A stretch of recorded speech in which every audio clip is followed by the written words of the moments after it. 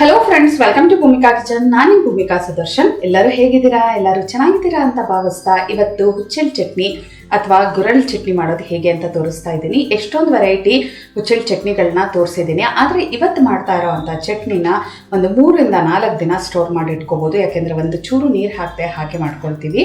ಇದನ್ನು ರಾಗಿ ರೊಟ್ಟಿ, ಜೋಳದ ರೊಟ್ಟಿ, ಅಕ್ಕಿ ರೊಟ್ಟಿ ಇದೆಲ್ಲದ್ರ ಜೊತೆನೂ ಉಪಯೋಗಿಸ್ಕೋಬೋದು. ಒಳ್ಳೆ ಕಾಂಬಿನೇಷನ್ ಅಂತಲೇ ಹೇಳ್ಬೋದು. ಇದನ್ನು ಮಾಡೋದು ಹೇಗೆ ಅಂತ ನೋಡೋಣ ಬನ್ನಿ. ಸ್ಟವ್ ಆನ್ ಮಾಡಿಕೊಂಡು ಬಾಣಲಿ ಒಳಗಡೆ 1/4 ಕಪ್ ಅಷ್ಟು ಹುಚ್ಚೆಳ್ಳು ಹಾಕೊಳ್ತಾ ಇದ್ದೀನಿ. ಬಾಣಲಿ ಚೆನ್ನಾಗಿ ಕಾದಿರಬೇಕು, ಆವಾಗ ಹುಚ್ಚೆಳ್ಳು ಚೆನ್ನಾಗಿ ಫ್ರೈ ಆಗುತ್ತೆ. ಮೀಡಿಯಮ್ ಟು ಹೈ ಫ್ಲೇಮಲ್ಲಿ ಚೆನ್ನಾಗಿ ಚಟಪಟ ಅನ್ನೋವರೆಗೂ ರೋಸ್ಟ್ ಮಾಡ್ಕೊಳ್ತೀನಿ. ಹುಚ್ಚೆಳ್ಳು ಚೆನ್ನಾಗಿ ಚಟಪಟ ಅನ್ನೋಕ್ಕೆ ಶುರು ಆಗಿದೆ ನೋಡಿ. ಕೊನೆಯಲ್ಲಿ ಒಂದು ಅರ್ಧ ಟೀ ಸ್ಪೂನ್ ಅಷ್ಟು ಜೀರಿಗೆ ಹಾಕೊಳ್ತಾ ಇದ್ದೀನಿ. ಜೀರಿಗೆ ಏನು ಹುರಿಯೋದು ಬೇಡ, ಇದ್ರ ಜೊತೆ ಶಾಖಕ್ಕೇ ಅದು ಲೈಟಾಗಿ ಫ್ಲೇವರ್ ಬಿಡೋ ಹಂಗಾಗುತ್ತೆ. ಇವಾಗ ಸ್ಟವ್ ಆಫ್ ಮಾಡಿಬಿಟ್ಟು ಇದನ್ನ ಒಂದು ಕಡೆ ಟ್ರಾನ್ಸ್ಫರ್ ಮಾಡ್ಕೊಳ್ತೀನಿ.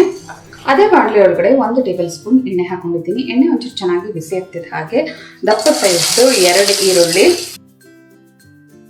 ಜೊತೆಯಲ್ಲೇ ಹಸಿಮೆಣಸಿನಕಾಯಿ 6 ರಿಂದ 7 ಅಥವಾ ನಿಮ್ಮ ಖಾರಕ್ಕೆ ತಕ್ಕಷ್ಟು ನೋಡ್ಬಿಟ್ಟು ಹಾಕೊಳ್ಳಿ, ಕಟ್ ಮಾಡಿಬಿಟ್ಟು ಹಾಕೊಳ್ಳಿ. ಒಂದು 8 ರಿಂದ 10 ಬೆಳ್ಳುಳ್ಳಿ. ಇವೆಲ್ಲ ಒಳ್ಳೆ ಘಮ ಬರೋವರೆಗೂ, ಸಾಫ್ಟ್ ಆಗೋವರೆಗೂ ಚೆನ್ನಾಗಿ ಫ್ರೈ ಮಾಡ್ಕೊಳ್ತೀನಿ. ಈರುಳ್ಳಿ ಇದೆಲ್ಲ ಹಸಿ ಘಮ ಎಲ್ಲ ಹೋಗಿದೆ. ಇವಾಗ ಕೊತ್ತಂಬರಿ ಸೊಪ್ಪು ಹಾಕೊಳ್ತಾ ಇದ್ದೀನಿ. ಒಂದು ಹಿಡಿಯಷ್ಟು ಕೊತ್ತಂಬರಿ ಸೊಪ್ಪು, ಜೊತೆಗೆ ಹುಣಸೆ ಹಣ್ಣು ಗೋಲಿ ಗಾತ್ರದ್ದು ಒಂಚೂರು ನೀರಲ್ಲಿ ನೆನೆಸಿಟ್ಟು ಹಾಕೊಳ್ತಾ ಇದ್ದೀನಿ. ಇದನ್ನು ಚೆನ್ನಾಗಿ ಮಿಕ್ಸ್ ಮಾಡ್ಕೊಳ್ತೀನಿ. ಸ್ಟವ್ ಆಫ್ ಮಾಡ್ತಾ ಇದ್ದೀನಿ. ಈ ಬಿಸಿಗೇನೆ ಇದೆಲ್ಲ ಚೆನ್ನಾಗಿ ಫ್ರೈ ಆಗುತ್ತೆ ಕೊತ್ತಂಬರಿ ಸೊಪ್ಪೆಲ್ಲ. ಇವಾಗ ಇದೆಲ್ಲ ತಣ್ಣಗಾದ ನಂತರ ಗ್ರೈಂಡ್ ಮಾಡ್ಕೊಳ್ತೀನಿ. ಮಿಕ್ಸರ್ ಜಾರ್ ಒಳಗಡೆ ತಣ್ಣಗಾಗಿರೋ ಅಂಥ ಹುಚ್ಚೆಳ್ಳು ಹಾಕೊಂಡಿದ್ದೀನಿ. ರುಚಿಗೆ ತಕ್ಕಷ್ಟು ಉಪ್ಪು, ಬೆಲ್ಲ 1 ಟೀ ಸ್ಪೂನ್. ಮೊದಲು ಈ ಹುಚ್ಚೆಳ್ಳನ್ನ ಪುಡಿ ಮಾಡ್ಕೊಂಬಿಡೋಣ. ಬ್ಲೆಂಡ್ ಮಾಡ್ಕೊಂಡು ಹುಚ್ಚೆಳ್ಳನ್ನ ನೋಡಿ ಈ ಥರ ಪುಡಿ ಮಾಡ್ಕೊಂಡಿದ್ದೀನಿ. ಇವಾಗ ಇದಕ್ಕೆ ಏನು ಫ್ರೈ ಮಾಡಿ ಇಟ್ಕೊಂಡಿದ್ನಲ್ಲ, ಹಸಿಮೆಣಸಿನ್ಕಾಯಿ, ಬೆಳ್ಳುಳ್ಳಿ, ಈರುಳ್ಳಿ ಇವೆಲ್ಲ ಇದನ್ನು ಹಾಕ್ಕೊಂಡು ನೀರು ಹಾಕದೆ ಹಾಗೆ ರುಬ್ಕೋಬೇಕು.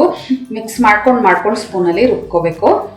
ಬ್ಲೆಂಡ್ ಮಾಡ್ಕೊಂಡು ಈ ಚಟ್ನಿನ ರುಬ್ಕೊಂಡಿದ್ದೀನಿ ನೋಡಿ. ಈರುಳ್ಳಿಯಲ್ಲಿರೋವಂಥ ನೀರಂಶನೇ ಸಾಕು. ಈ ಹದದಲ್ಲಿ ಒಂದು ಗಟ್ಟಿ ಚಟ್ನಿ ಹದದಲ್ಲಿ ಬಂದಿದೆ. ಮಿಕ್ಸ್ ಮಾಡ್ಕೊಂಡು ರುಬ್ಬಿದ್ರೆ ಈ ಹದ ಬರುತ್ತೆ.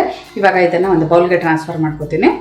ರುಚಿಯಾಗಿರುವಂಥ ಗುರಳ್ ಚಟ್ನಿ ಅಥವಾ ಹುಚ್ಚೆಳ್ಳು ಚಟ್ನಿ ರೆಡಿ ಇದೆ ನೋಡಿ. ಇದು ನೀವು ಯಾವ ರೊಟ್ಟಿಗೆ ಬೇಕಾದ್ರೂ ಉಪಯೋಗಿಸ್ಕೊಂಡು ತಿನ್ಬೋದು. ಇದನ್ನು ಒಂದು 4 ರಿಂದ 5 ದಿನದವರೆಗೆ ಫ್ರಿಜ್ಜಲ್ಲಿ ಸ್ಟೋರ್ ಮಾಡಿ ಇಟ್ಕೋಬೋದು. ಇಲ್ಲಾಂದರೆ ನೀವು ಪಿಕ್ನಿಕ್ಗೆ ಏನಾದರೂ ಒನ್ ಡೇ ಪಿಕ್ನಿಕ್ ಅಂತ ಹೋದರೆ, ಬೆಳಗ್ಗೆ ಮಾಡ್ಕೊಂಡು ಹೋದರೆ ರಾತ್ರಿವರೆಗೂ ಏನೂ ಆಗೋದಿಲ್ಲ. ಯಾಕೆಂದರೆ ಒಂದು ಚೂರು ನೀರು ಹಾಕದೆ ರುಬ್ಬಿರೋದ್ರಿಂದ ತುಂಬಾ ಚೆನ್ನಾಗಿರುತ್ತೆ. ಮತ್ತೆ ಆಗ್ತಾಡ ನಿಮ್ಮ ಮನೆಯಲ್ಲಿ ಒಂದು ಸಲ ಟ್ರೈ ಮಾಡಿ ಹೇಗಿದೆ ಅಂತ ಕಮೆಂಟ್ ಬಾಕ್ಸಲ್ಲಿ ತಿಳಿಸಿ.